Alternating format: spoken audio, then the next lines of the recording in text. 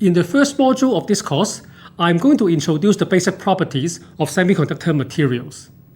I'll go from the structure of an atom to the energy band representations when they are arranged into a solid crystal. With the band diagram, I will then explain the physical distinctions among conductors, insulators, and semiconductors. Finally, I'll describe electrons and holes as charge carriers in a semiconductor and how they move around in a piece of solid. I believe you all know the structure of an atom, which consists of a positively charged nucleus surrounded by negative charged electrons. The distance between electrons and the nucleus are arranged into distinct orbits.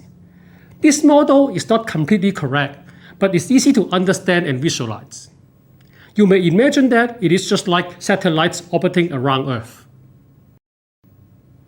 For the ease of drawing, the 3D structure of an atom is usually drawn with a 2D representation in many textbooks. In this picture, the electrons located at the orbit closest to the nucleus have the lowest energy, and the electron's energy increases and is getting further away from the nucleus. It is similar to the potential energy in mechanics that higher elevation correspond to higher potential energy. There are two important properties of these orbits.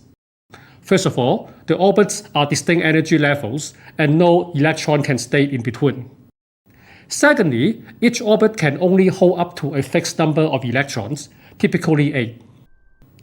In an atom, the total number of negatively charged electrons is equal to the total number of positively charged protons in the nucleus, making an atom electrically neutral.